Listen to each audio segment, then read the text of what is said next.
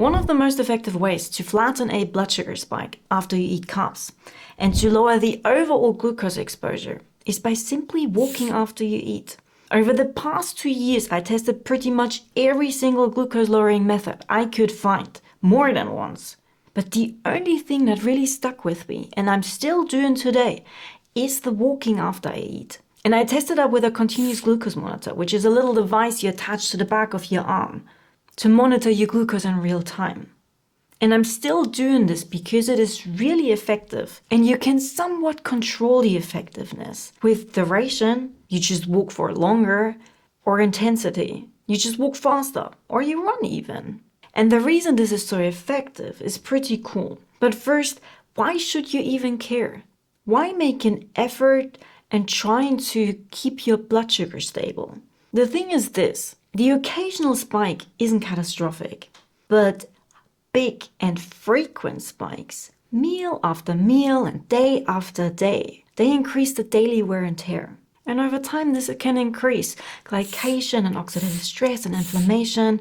And these are all things that can speed up aging and thus your risk for disease. And walking is a really effective way to flatten a glucose spike. Of course, it always depends on how big of a carb load you ate, so it doesn't cancel out a piece of cake. But in research settings, spikes could be lowered by up to 35% if I remember right. It was quite something, so it's really worth doing. Now you might say, well, better avoid carbs altogether. But I don't really think that carbs is the problem here. In fact, glucose is used by every single cell, or pretty much every single cell in your body. Your brain cells use it, liver cells, kidney cells, and also muscle cells. And in fact, muscles are the primary receiver of glucose. You might have heard muscle being referred as glucose sponges or glucose sinks, simply because they have such a huge glucose demand. And there are two ways how the glucose from your food gets inside your muscles. And that is one, the classic way with insulin. So you eat carbs, they get broken down into glucose, and glucose triggers your body to release insulin. And insulin takes the glucose from your bloodstream and puts it inside your muscles. The second pathway doesn't require insulin at all, and that is simply through muscle contraction. So when you walk, you kind of open the doors to your muscles for glucose to come in, and it doesn't require insulin at all. And this works with any physical activity that involves muscle contraction. So even when you do the dishes after you eat, or you do some cleaning, whenever you contract muscle, they take up glucose.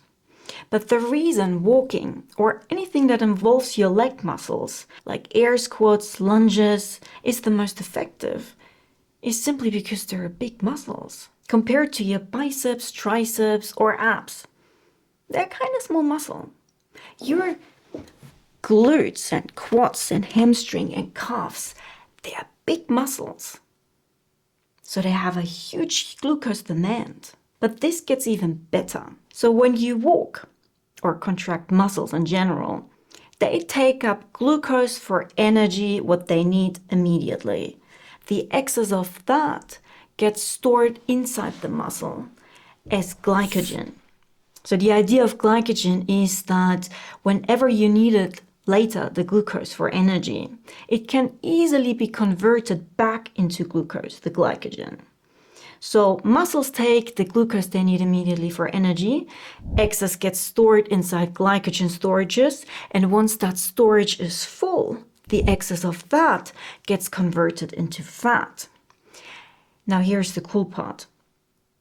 Those glycogen storages are somewhat expendable.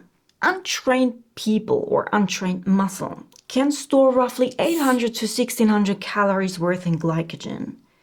Trained people can store roughly double, about 3,200 calories worth in glycogen.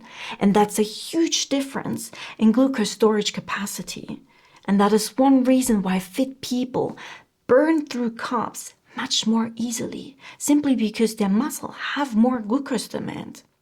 So one of the best ways to increase your carb handling and improve your overall glucose control management is simply by using your muscles more often. Go for more walks during the day, especially after you eat, and add some muscle mass. Do strength training and increase those glycogen storages.